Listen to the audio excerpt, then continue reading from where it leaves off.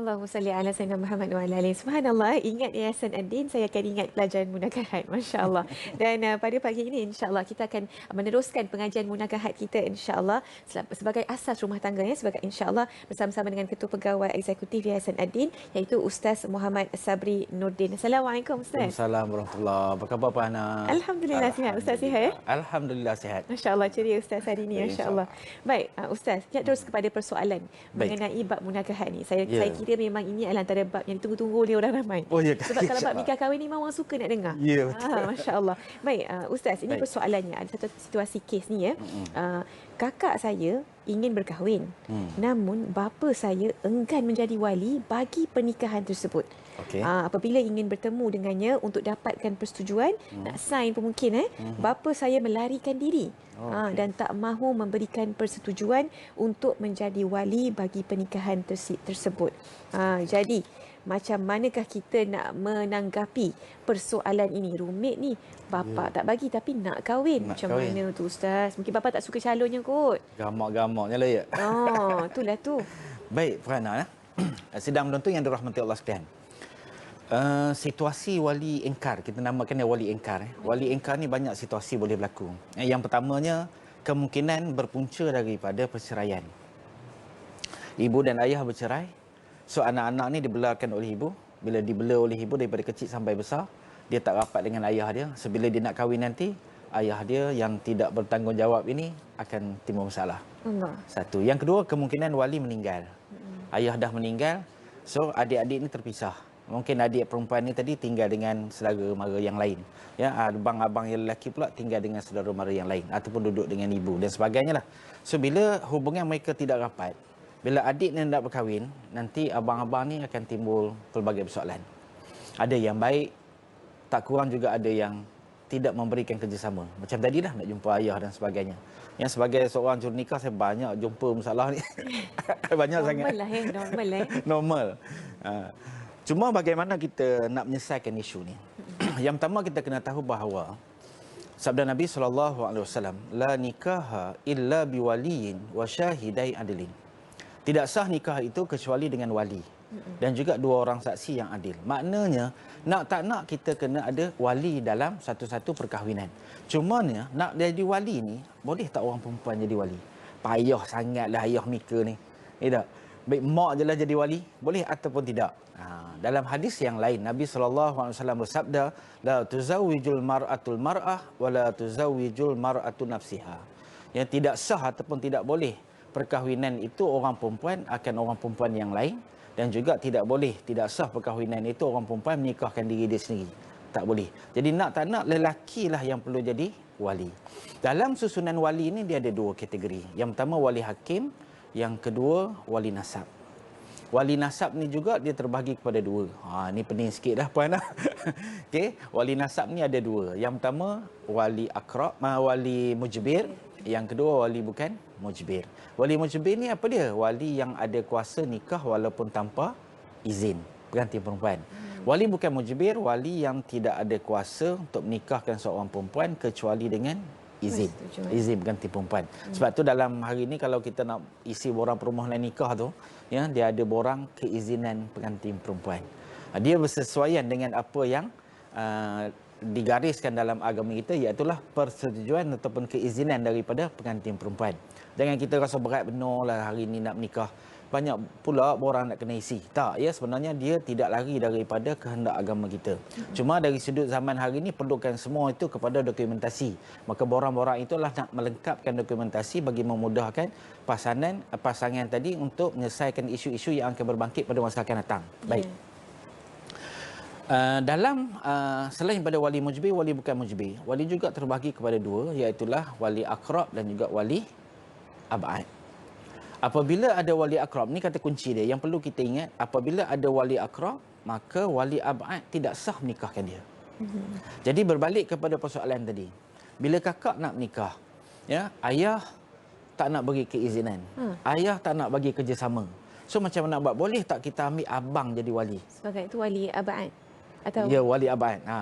So bila kita nak ambil abang, katalah ayah duduk jauh dan sebagainya, ya, yang dekat dengan kita abang je. Ambil abang je lah. Senang cerita. Tak boleh. Kerana apa? Kerana tadi kita ambil kata kunci dia, apabila ada wali akrab maka wali abad tidak sah. Jadi bagaimana kita nak tahu wali akrab dan wali abad tadi? Wali akrab ialah wali yang hampir dengan pengantin perempuan dari sudut susunan dia. Mungkin pada pagi ni kita nak cerita sikit tentang susunan tu.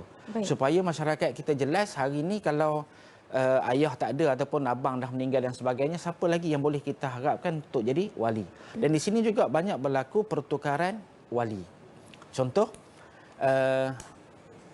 apabila ayah dah meninggal, adik masih kecil, umur 15 ataupun 16 tahun sebagai contoh, ya, kakaknya nak kahwin, maka pak saudara jadi wali, boleh ataupun tidak. Maka kita kena tengok kepada susunan wali, siapakah yang akrab, siapakah yang abad. Baik. Yang pertama, apabila masih ada ayah, maka ayahlah wali akrab.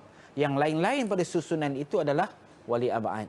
Maka yang lain, walaupun atuk ada, tapi atuk juga tidak sah menikahkan kalau bapa masih ada. Baik. Okey, baik. Kalau bapa sudah meninggal, maka pergi kepada atuk. Atuk ni siapa? Bapa kepada ayah. Ataupun ayah kepada bapa. Bapa kepada bapa. Yang samalah. Sebab kadang-kadang dia kata atuk sebelah mak ke dan sebagainya. Tak boleh ya, dia mesti sebelah bapa. Yang ketiga, kalau atuk sudah meninggal, adik-beradik seibu sebapa. Kalau adik-beradik seibu sebapa, tak ada adik-beradik sebapa. Apabila adik-beradik sebapa pun tak ada, dia pergi kepada siapa? Yang ni yang selalu kita keliru. Iaitulah pergi kepada anak saudara lelaki daripada adik-beradik lelaki yang seibu sebapa. 2 minggu sudah berlaku kes sama, ya. Jadi pengantin perempuan ni ambil anak saudara ni jadi wali dalam keadaan adik-beradik sebapa masih ada. Allah Akbar, tak sah. Rupanya masih lagi ramai masyarakat kita yang tak tahu tentang susunan wali. Baik. Apabila bapa ni tidak mahu memberikan keizinan dan sebagainya, maka dia terus berpindah kepada wali hakim. Tapi ada proses-proses dia. Maka hari ini tuan-tuan sedang penonton yang dirahmati Allah, jika sekiranya ada wali yang engkar, wali yang tak mahu sama ada bapa ke adik-beradik ke dan sebagainya, maka hendaklah kita, yang pertama proses dia, kalau bolehlah runding dahulu. Jangan terus bawa kes ni ke mahkamah. Ya, kita runding dulu. Sebab apabila bawa kes ke mahkamah, nanti akan saman kepada wali ni untuk hadir. Bapa bila kena saman, hubungan silaturahim makin lagi jauh. Ya, makin lagi jauh. Jadi kalau boleh kita elakkan hubungan menjadi lebih jauh silaturahim antara anak dan ayah ni tadi, maka buat rundingan dahulu. Banyak kes yang kita cuba selesaikan melalui rundingan, alhamdulillah ada yang berjaya. Tapi ada juga yang tidak berjaya. Bila tidak berjaya proses rundingan ini, maka hendaklah kes tadi isi borang permohonan nikah sama biasa, kemudian jumpa juru nikah yang berhampiran, kemudian bawa ke pejabat agama daerah yang berhampiran dan bawa kes ini ke mahkamah untuk proses wali hakim. Tak boleh kita ubah wali tadi kepada wali-wali yang lain, kecuali wali satu taraf. Tak ramai juga tahu ya wali satu taraf. Okey, wali satu taraf ni macam mana? Ibarat kata adik-beradik seibu sebapa, ada 3 orang. Abang yang sulung tak nak jadi wali, maka boleh kita ambil wali abang yang nombor 2 ataupun adik yang bongsu untuk jadi wali. Dengan syarat mereka ini memenuhi 19 syarat sebagai wali. Banyak rupanya syarat sebagai wali. Ya. Jadi inilah orang kata proses-proses yang perlu kita buat apabila ada kes-kes wali ingkar. Banyak sebenarnya Puan Ana. Macam-macam hal. Ya. Antaranya saya jumpa wali anak dia nak berkahwin. Ini hasil daripada perceraian ibu dan ayah. Bila berlaku perceraian, anak tadi tinggal dengan ibu. Ya, sebab anak perempuan kan. Kemudian ayah tinggal seorang-seorang. Ya, bila anak dah besar nak berkahwin, jumpa ayah nak jadi. Boleh dia kata. Dengan syarat kereta yang kamu pakai tu tukar atas nama ayah. Allah. Itu pula perginya. Apa halnya anak susah bekerja cari duit dan sebagainya, beli kereta suka-suka hati je nak tukar atas nama ayah. Sedangkan ayah waktu anak tu kecil tu tidak pula dia nak bela ke, nak bagi nafkah ke dan sebagainya. Udah besar nak menikah, banyak halnya pula. Satu. Yang kedua, baru-baru ni apa ya? Wali abang. Ya. Bila mereka ayah sudah meninggal, adik perempuannya tadi duduk dengan orang lain. Bila dah besar, adik nak berkahwin, abang ni bagi syarat. Boleh kalau nak jadi wali dengan syarat belanja hantaran 10,000 tu bagi dekat kami abang-abang. Allahu Akbar. Apa hal nyusahkan adik-adik rupa ini? Daripada dia kecil tu, dia pula kita nak bela dia, kita nak menjaga dia. Bila dah besar, macam-macam hal berlaku. Ini situasi yang sering berlaku dalam masyarakat kita. Kalau boleh, sedang menonton yang dirahmati Allah sekalian, mudahkanlah urusan adik-adik ataupun mewali yang berada di bawah tanggungjawab kita ni untuk melaksanakan perkahwinan. Kerana apa?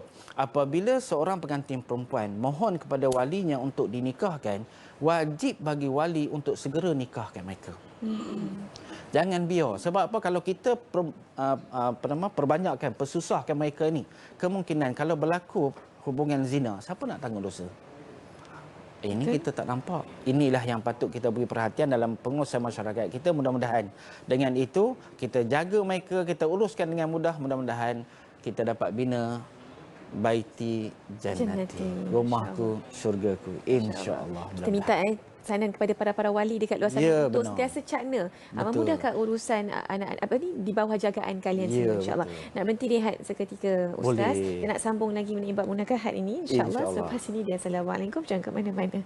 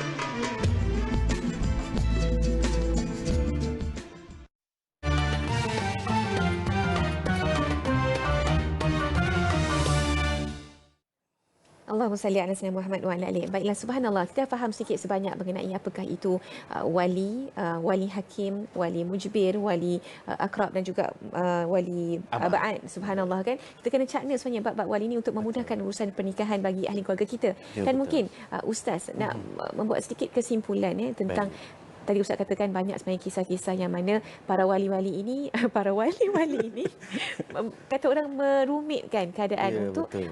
menikahkan ahli anak-anak perempuan mereka. Ya, betul. Terima kasih Puan. Sedang menonton yang dirahmati Allah sekalian. Bila kita sebut tentang perkahwinan, permohonan daripada pengantin perempuan untuk berkahwin, ya. Apabila yang pertama tadi kita dah bincang tentang wali akrab dan juga wali abad. Ada wali mujbir dan juga wali bukan mujbir. Wali mujbir ni maknanya bapa dan juga datuk. Apabila seorang anak perempuan yang masih bikir, masih anak dara, kalau dia mohon kepada wali yang mujbir untuk berkahwin, boleh tak wali yang mujbir ini tak suka ataupun tak nak nikahkan dengan lelaki pilihan anak dia. Okey, boleh dengan syarat wali tadi hendaklah bersegera mencari pengantin lelaki yang lain yang sekufu dengan anak dia. Dia tak boleh main tolak-tolak gitu ya, tak abah tak suka, teman tak kenan kata. Lantak mika lah. Tak boleh kita biar begitu. Sebab apabila berlaku permohonan daripada pengantin perempuan, wali hendaklah bersegera menguruskan perkahwinan daripada anak dia. Itu wali mujbir. Adapun wali bukan mujbir, dia tak ada kuasa nak halang. Bila permohonan je, wajib bagi dia untuk segera menguruskan dia. Kalau dia tidak mahu, engkar dan sebagainya, dia akan berdosa. Bahkan apabila kes ini dibawa ke mahkamah dan dia masih lagi engkar, apabila diperintahkan oleh hakim ataupun mahkamah sebanyak lebih daripada 3 kali, automatik wali ni tadi dia akan jadi fasik. Bila fasik, hilang terus kelayakan dia sebagai wali. Allahu Akbar. Na'udzubillahi min zalik. Yang ni yang kita tidak mahu berlaku dalam masyarakat kita, berlakunya kefasikan akibat daripada keengkaran ataupun keengganan seseorang wali daripada menjadi wali bagi muwalinya. Allahu Akbar. Jadi senang cerita, susahlah rumit benar. Bukan susah pun, sain je borang. Jika sekiranya kita tak nak hadir, mungkinlah hati merengkam dan sebagainya, tak nak hadir majlis berkenaan. Ya, sedang menonton yang dirahmati Allah sekalian, boleh buat wakalah. Ambil je borang tadi, pergi kepada mana-mana pejabat agama yang daerah yang berhampiran dengan wali tadi, buat lafaz wakalah di situ, borang tadi post balik ke pengantin. Senang cerita. Bukan susah benar pun. Cuma nak dengan tanda. Semuanya ini berpunca daripada ilmu. Sebab itulah pagi-pagi Jumaat ini kita bincang bab munakahat. Mudah-mudahan yang penonton-penonton kita mudah menerima ini dan juga ada panduan bagaimana jika sekiranya berlaku suatu permasalahan dalam bab munakahat ini boleh dirujuk kepada orang-orang yang lebih mengetahui, insya-Allah. Insya-Allah. Subhanallah. Kalau kita lihat dan begitu menjaganya Islam akan nasak serta susul galur untuk melihara kesucian. Ya, dia timbul satu generasi tu. Satu generasi. Jadi memang kita kena perlu sebenarnya ambil tahu, dan kalau mungkin sesiapa yang sedang menyaksikan kita ni, pastikan anda ambil nota. Ambil nota. Jangan main duk tengok angguk-angguk saja ya. Nganga je ya. Ustaz sikitlah khulasah kepada perbincangan kita sebelum Ustaz terangkan sikit mengenai pertubuhan Yayasan Ad-Din, insya-Allah. Baik, kesimpulannya kita sebagai wali mudahkanlah urusan perkahwinan anak-anak kita. Mudah-mudahan anak-anak kita, adik-adik beradik kita, sepupu-sepapat kita diberkati oleh Allah Subhanahu Wa Taala, dan juga mereka akan hidup bahagia dari dunia sampai ke akhirat nanti. Dan itulah juga sebenarnya tujuan kita menubuhkan Yayasan Ad-Din ini. Tidak lain dan tidak bukan adalah untuk melahirkan satu generasi yang beramal dengan agama kita, berteraskan kepada apa yang diajarkan di dalam Al-Quranul Karim dan juga hadis Nabi SAW. Biar itulah nak membina suatu generasi yang baik, suatu generasi yang soleh dan juga solehah. Mudah-mudahan dengan itu generasi masyarakat kita lahir sebagai generasi yang cintakan akhirat, cintakan Allah, cintakan Rasul baginda Nabi SAW, hormatkan ibu dan ayah. Jadi tuan-tuan yang dirahmati Allah sekalian, Yayasan Ad-Din ini merupakan sebuah NGO, pertubuhan bukan kerajaan, yang mana kami ini adalah menguruskan Mahat Tahfiz secara berkebajikan. Semua kita ada 26 buah cawangan. Semua 26 cawangan ini adalah wakaf daripada masyarakat. Ya, jadi masyarakat mewakafkan tanah mereka, bangunan mereka dan sebagainya. Kami hanyalah orang yang diamanahkan untuk mengimarahkan Mahat Tahfiz berkenaan, tanah-tanah wakaf berkenaan. Mudah-mudahan hari ini kita dah ada lebih kurang 1,200 orang pelajar, dan kita ada 125 orang anak yatim ataupun asnaf yang sedang belajar di Mahat kita. Mahat kita ini bermula daripada Mahat Tahfiz sekolah rendah, ada Mahat Tahfiz menengah rendah, ada Mahat Tahfiz menengah atas, ada juga tahfiz vocational. Ni jarang orang dengar ya. Tahfiz vocational. Macam-macam program yang kita belajar di tahfiz vocational ni. Ya, dalam bidang teknologi penyejuk bekuan dan penyamaan udara, ada teknologi binaan, ada teknologi motosikal berkuasa tinggi dan sebagainya. Semua ni kita lihat apa anak-anak kita minat, kamu nak belajar bidang apa. Moh kita, ya, ada tahfiz dan juga ada kemahiran, insya-Allah. Dan kita juga ada satu program pendidikan pengajian tinggi yang ini kita bekerjasama dengan Darul Quran Jakim. Ya, yang mana Darul Quran Jakim ini hubungan kita kerjasama dengan Darul Quran Jakim merupakan salah satu-satunya setakat ini tahfiz swasta yang ada MOU dengan Darul Quran Jakim melaksanakan program diploma tahfiz Al-Quran dan qiraat. Jadi anak-anak kita ni boleh. Kos bagaimana Ustaz? Susah ke mahal ke nak belajar dengan tahfiz ni? Alhamdulillah dengan berkat sumbangan dan juga bantuan daripada masyarakat, termasuk tuan-tuan yang sedang menonton ini, ya, anak-anak kita terutamanya asnaf tadi ni boleh belajar dengan percuma. Anak asnaf. Adapun yang bukan asnaf, mereka perlu membayar yuran. Tak mahal pun, RM380. Termasuk program diploma tadi. Program diploma pun yuran hanya RM380. Jadi saya menyerulah kepada tuan-tuan sidang jemaah yang dirahmati Allah sekalian. Kita nak hantar anak ke mak tahfiz ni dah tak pandang dah. Ya. Nah, jadi macam mana nak dapat pahala yang sama? Tidak lain dan tidak bukan. Marilah sama-sama menyumbang, berwakaf, infak bersama-sama dengan kami. Mudah-mudahan dengan sumbangan wakaf dan infak daripada tuan-tuan tadi, ya, dapat kita menguruskan mahat tahfiz ini dengan lebih baik. Insya-Allah anak-anak yang belajar, tuan-tuan yang infak dapat pahala sama. Ya, setiap satu huruf yang anak-anak kita ni membaca Al-Quran tadi, dia dapat 10 kebajikan. Begitu juga dengan orang-orang yang mewakaf, orang-orang yang berinfak, orang-orang yang menderma kepada pertubuhan kami ini, dia juga dapat pahala yang sama. Mohon pagi Jumaat ini, apa nunggu lagi? Ya, sama-sama kita menyumbang, mudah-mudahan ya anak-anak kita dapat infak yang baik dan juga dapat manfaat yang baik. Dan kami mohon jugalah kepada tuan-tuan, ya, zaman-zaman barang naik ni, insya-Allah, nak buat macam mana, kos sangat tinggi. Jadi anak-anak asnaf yang sedang belajar dengan kami ini perlu kepada makanan, minuman, tempat tinggal dan sebagainya. Semua itu kita tanggung dengan baik, insya-Allah. Anak-anak tak ada masalah. Cuma nak kabarkan kepada tuan-tuan, ya, hujung-hujung bulan ini orang seronok duk ngira bila nak masuk gaji, ya. Bila nak masuk gaji ni. Kami pula di Yayasan Andi tengah duk ngira mana ke gaya nak bayar gaji kepada kaki tangan. Alhamdulillah, setakat ini ada 2 buah sekolah kita yang sangat menghadapi kekangan kewangan yang sangat kritikal. Ni kalau mikir mana ke gaya nak cari lagi 60,000 ni nak bayar gaji demo hujung bulan ni. Hari ni dah 22 hari bulan, lagi 8 hari.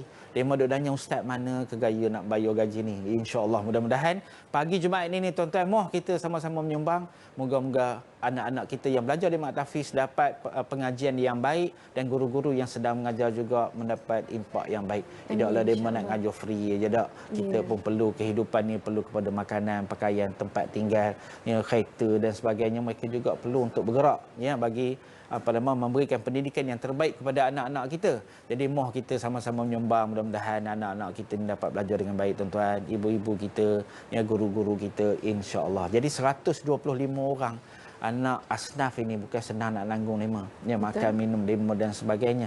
Itu anak asnaf. Yang tak asnaf tak bayar yuran pun ada. Ya, jadi siapakah yang boleh membantu kami? Tidak lain dan tidak bukan tuan-tuan yang sedang menonton inilah, mudah-mudahan, ya. Meh kita ada tuan-tuan nak menyumbang secara bulanan pun boleh, nak menyumbang secara one off pun boleh. Ya, lihatlah kepada nombor akaun yang sedang tertera di kaca TV anda itu, ngambil catat dia, tak dapat hari ni besok lusa pun boleh, insya-Allah. Kami terima aja berapa pun dak. Ya, kalau tuan-tuan nakkan kepada resip pelepasan cukai pun kita ada, insya-Allah. Mudah-mudahan moh kita, ya.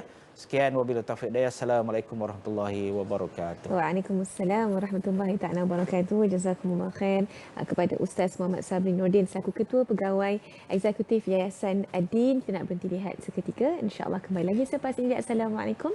Jangan ke mana-mana. Insya-Allah.